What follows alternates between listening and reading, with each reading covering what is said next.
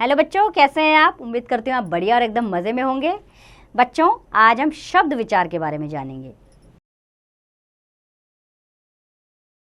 भाषा की लघुतम सार्थक इकाई को शब्द कहते हैं, अर्थात एक या अधिक ध्वनियों की उस लघु इकाई को शब्द कहा जाता है जिसका कोई अर्थ हो और प्रयोग की दृष्टि से जिसका कोई अस्तित्व हो।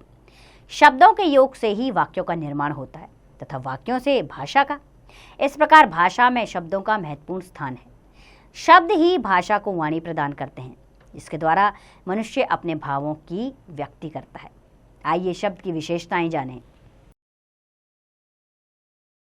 शब्द की पहली विशेषता है कि शब्द वर्णों के मेल से बनता है। अब प्रत्येक वर्ण का एक शब्द में एक निश्चित स्थान होता है। वर्णों का क्रम बदल देने से शब्द का अर्थ भी बदल जाता है, जैसे कलम और कमल।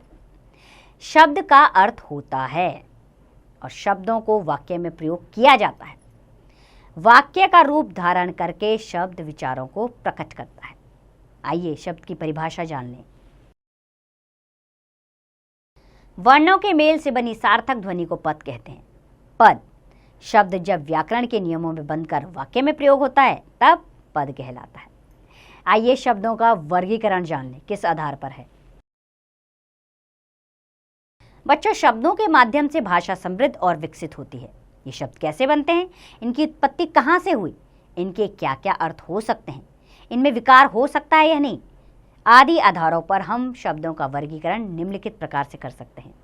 पहला है बनावट के आधार पर। तो बनावट के आधार पर शब्द निम्नलिखित 3 प्रकार के होते हैं। पहला है रूढ़ शब्द। जिन शब्दों के टुकड़े नहीं किए जा सकते वे रूढ़ शब्द कहलाते हैं, जैसे ऊंट, मेज, दवात, कुत्ता, गुलाब। अगर इन शब्दों को हम अलग अलग बांटें, जैसे ऊंट शब्द को हम ऊ अलग लिखे और ट अलग लिखे, तो इनका कोई अर्थ ही नहीं रह जाएगा। तो ये शब्द होते हैं रूढ़ शब्द। दूसरे हैं यौगिक शब्द। 2 शब्दों के योग से बने सार्थक शब्द यौगिक शब्द कहलाते हैं, जैसे विद्या जमा आल्य। इसमें विद्या का अर्थ भी है और आल्य का भी अर्थ है। इन्हें अलग अलग भी लिख सकते हैं और इनको इकट्ठे लिखेंगे तो भी एक नया शब्द बन जाएगा, विद्यालय। जैसे पुस्तक जमा आल्य, पुस्तकालय। महा जमा नगर, महानगर। महा जमा सागर, महासागर। तो इस तरह के शब्द यौगिक शब्द कहलाते हैं। और तीसरे हैं यौगरूढ़ शब्द। वे शब्द जो यौगिक होकर भी किसी विशेष अर्थ में प्रयोग किए जाते हैं यौगरूढ़ शब्द कहलाते हैं। जैसे कि पीत जमा अंबर, पीतांबर, यानी पीले आवरण वाला, किंतु यह कृष्ण के लिए प्रयोग किया जाता है। पंक जमा ज, पंकज, अर्थात पंख कीचड़ में जन्म लेने वाला, किंतु यह कमल के अर्थ में प्रयोग किया जाता है। दूसरे हैं उत्पत्ति के आधार पर। उत्पत्ति के आधार पर शब्द निम्नलिखित 4 प्रकार के होते हैं। पहले होते हैं तत्सम शब्द। वे शब्द जो संस्कृत भाषा से बिना किसी परिवर्तन के हिंदी में आ गए हैं तत्सम शब्द कहलाते हैं, जैसे अग्नि, सूर्य, क्षेत्र, कर्म आदि। अर्थात संस्कृत के वे शब्द जिनमें हमने कोई परिवर्तन नहीं किया, वैसे ही उन्हें संस्कृत में लिखते हैं, वैसे उठाकर हिंदी में लिख दिया, वह कहलाए तत्सम शब्द। दूसरे तरह के शब्द हैं तद्भव शब्द। वे शब्द जो संस्कृत शब्दों में परिवर्तन के साथ हिंदी में आए हैं तद्भव शब्द कहलाते हैं, जैसे आग, सूरज, खेत, काम आदि।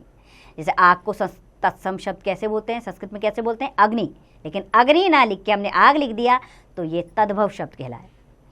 तीसरे तरह के शब्द हैं देशज शब्द।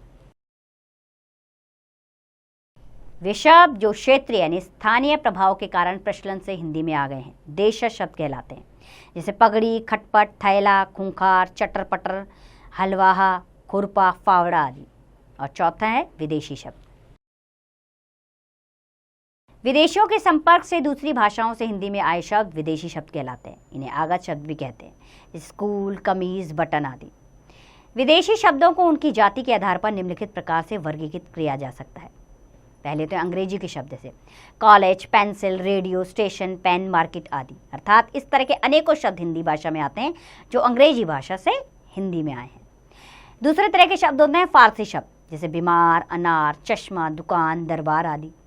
तुर्की शब्द जैसे कैंची, चाकू, तोप, बारूद आदि। फ्रेंच शब्द कार्टून, पुलिस, कर्फ्यू आदि। और अरबी शब्द भी आते हैं हिंदी भाषा में, जैसे कि औलाद, अमीर, रिश्वत, औरत, कानून आदि। ये सारे शब्द हम हिंदी भाषा में प्रयोग करते हैं। तीसरे तरह के शब्द हैं प्रयोग के आधार पर शब्द। बच्चों, प्रयोग के आधार पर शब्द दो प्रकार के होते हैं।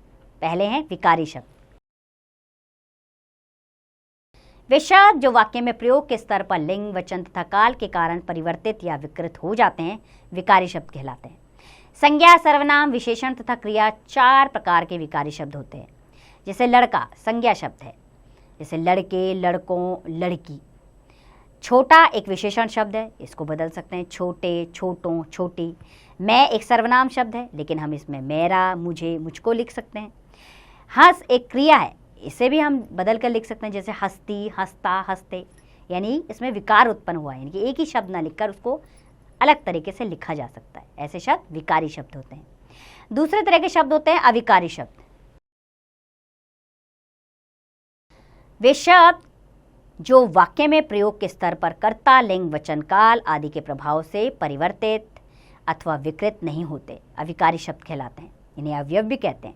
हिंदी भाषा में क्रिया विशेषण, संबंध बोधक, समुच्चय बोधक तथा विस्मयादि बोधक 4 प्रकार के अविकारी शब्द होते हैं। जैसे तेज, धीरे धीरे, और, के लिए, के नीचे, अरे आदि। और चौथे हैं अर्थ के आधार पर शब्द।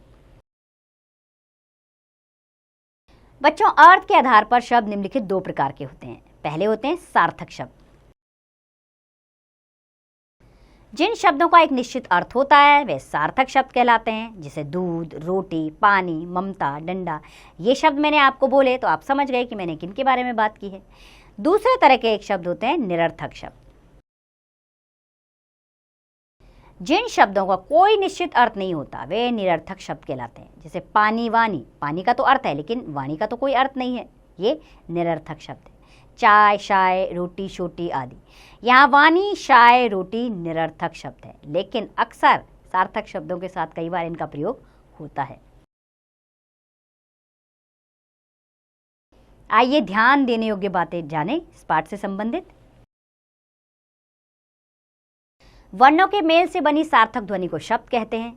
शब्दों का वर्गीकरण 4 आधारों पर किया जाता है: बनावट, उत्पत्ति, प्रयोग और अर्थ के आधार पर। बनावट के आधार पर शब्दों के 3 भेद हैं: रूढ़, यौगिक व यौगरूढ़ शब्द। उत्पत्ति के आधार पर शब्द 4 प्रकार के होते हैं: तत्सम, तद्भव, देशज व विदेशी। प्रयोग के आधार पर शब्दों के 2 भेद हैं: विकारी व अविकारी शब्द। और अर्थ के आधार पर शब्द 6 प्रकार के होते हैं: एकार्थी, अनेकार्थी, पर्यायवाची, विलोम, वाक्यांश के लिए एक शब्द व श्रुति समभिन्नार्थक शब्द। तो उम्मीद करती हूँ बच्चों आपने ये सब अच्छे से जान लिया होगा इस पाठ को। हमने जो भी इसमें पढ़ा है, अब इसका अभ्यास कार्य आप स्वयं कीजिए।